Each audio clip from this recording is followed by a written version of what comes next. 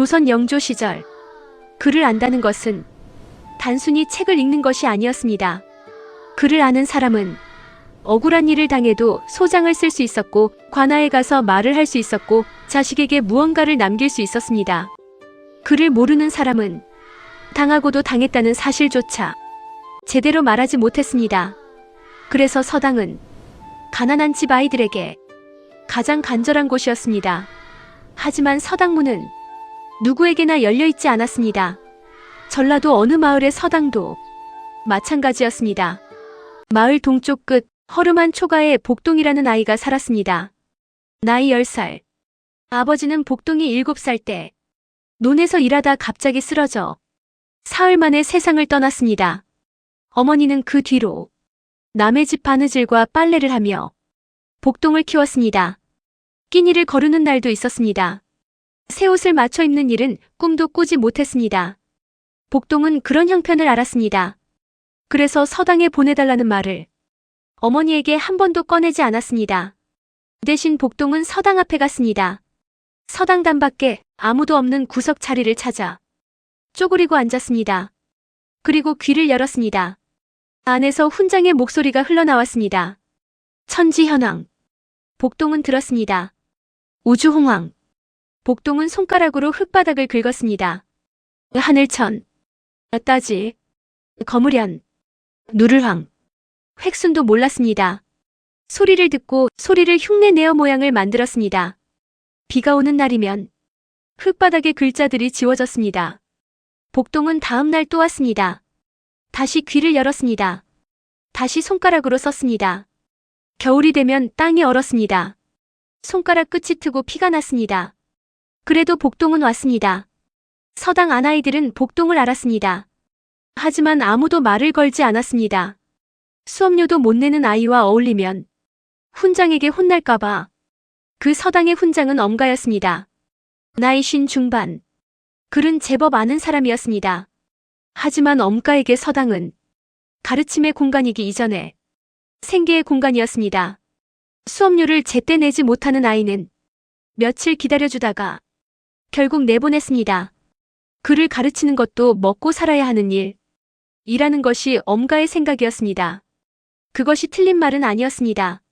하지만 서당단 밖에서 얼어가는 손가락으로 흙바닥을 긁는 아이를 보고도 문을 열어주지 않는 것이 옳은 일인지는 엄가도 가끔은 생각했습니다. 그리고 가끔만 생각했습니다. 어느 가을 오후 마을 앞길을 걷던 나그네가 서당 앞에서 발걸음을 멈췄습니다. 낡은 삿갓, 회색 두루마기, 작은 보따리. 나그네의 시선이 서당 단박 구석에 쪼그린 아이에게 닿았습니다. 아이는 나그네를 보지 못했습니다. 고개를 숙이고 흙바닥에 무언가를 쓰는데 집중하고 있었으니까요. 나그네가 천천히 다가갔습니다. 아이 옆에 쭈그리고 앉아 흙바닥을 내려다보았습니다. 천지현황. 반듯하지는 않았습니다. 하지만 틀리지 않았습니다. 나그네가 조용히 물었습니다. 내가 쓴 것이냐? 복동이 고개를 들었습니다. 그리고 움찔했습니다. 죄송합니다. 그냥 들리는 걸 따라 써봤습니다. 나그네가 말했습니다. 무슨 뜻인지 아느냐? 복동이 잠시 망설이다가 대답했습니다. 하늘과 땅이 처음 열릴 때 그 사이에 만물의 이치가 가득 차 있다고. 그렇게 들었습니다. 나그네는 아무 말도 하지 않았습니다. 잠시 흙바닥의 글자를 바라보다가 천천히 일어섰습니다. 나그네가 서당문을 열고 들어갔습니다. 훈장 엄가가 고개를 들었습니다. 류시오? 지나가던 사람입니다. 나그네가 자리에 앉으며 말했습니다. 훈장께 하나 여쭙겠습니다. 선생은 지금 글을 가르치십니까? 돈을 가르치십니까? 엄가의 얼굴이 굳었습니다. 그게 무슨 말씀이요?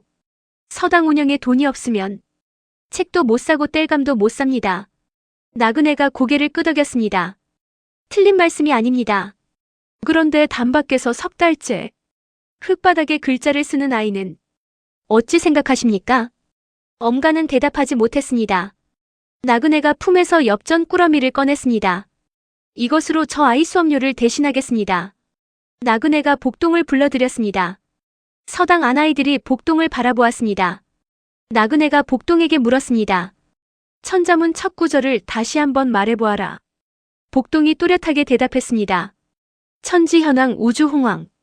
하늘은 그윽하고 땅은 누르며 우주는 넓고 또 거칩니다. 처음 열린 세상에 만물이 제자리를 찾아가는 이치입니다. 서당 안이 조용해졌습니다. 나그네가 서당 아이들을 돌아보았습니다. 누가 이 뜻을 말할 수 있느냐? 아무도 선뜻 나서지 못했습니다. 글자는 외웠지만 뜻을 생각한 아이는 없었습니다. 나그네가 말했습니다. 글은 눈으로 읽는 것이 아니라 마음으로 읽는 것이요. 저 아이는 서당 밖에서 마음으로 읽었습니다. 그날 밤 엄가는 오래 잠들지 못했습니다. 나그네의 말이 머릿속을 맴돌았습니다. 글을 가르치십니까? 돈을 가르치십니까? 틀린 말이 아니었습니다. 서당 밖에서 석 달째 흙바닥에 글자를 쓰는 아이를 엄가는 분명히 알고 있었습니다. 못 본 척한 것이 아니었습니다. 그냥 외면했습니다. 엄가는 마당으로 나갔습니다. 달빛 아래 서당 단박 구석을 바라보았습니다. 낮에 복동이 쓴 글자들이 아직 흙바닥에 남아 있었습니다. 엄가는 한참을 서 있었습니다. 다음 날 이른 아침, 아이들이 서당에 오기 전 엄가는 마당으로 나갔습니다. 창고에서 돗자리 2장을 꺼냈습니다. 서당 마당 한쪽 담 가까운 자리에 돗자리를 폈습니다. 그리고 거기에 붓 2자루와 벼루 하나를 놓았습니다. 아이들이 하나둘 들어오다가 그것을 보고 멈췄습니다. 훈장님, 저건 뭐예요? 엄가가 말했습니다. 수업료가 없어도 배우고 싶은 아이는 저 자리에 앉으면 된다. 그날 오전 복동이 서당 문 앞에서 안을 들여다보다가 그 돗자리를 보았습니다. 엄가와 눈이 마주쳤습니다. 엄가가 고개를 끄덕였습니다. 복동이 서당 안으로 들어왔습니다. 처음으로 마을 사람들은 나중에 알았습니다. 그날 서당에 들렀던 나그네가 암행어사 박문수였다는 것을 누군가 물었습니다. 어사나리가 서당 훈장한테 무슨 큰일을 하셨다고? 복동의 어머니가 조용히 대답했습니다. 큰일이 아닙니다. 그분은 그냥 아이 옆에 쪼그리고 앉아서 흙바닥에 글자를 봐주셨습니다. 박문수는 그날도 이름을 남기지 않고 마을을 떠났습니다. 하지만 복동은 그 뒤로 서당에서 가장 일찍 오고 가장 늦게 떠나는 아이가 되었습니다. 훗날 복동이 어른이 되어 자기 마을에 서당을 열었을 때 그 서당 마당 한쪽에는 언제나 돗자리 한 장이 깔려 있었습니다. 수업료가 없는 아이들을 위한 자리. 복동은 그 돗자리를 볼 때마다 흙바닥에 쭈그리고 앉아 자기 옆을 들여다보던 그 나그네를 떠올렸습니다. 구독과 좋아요 부탁합니다.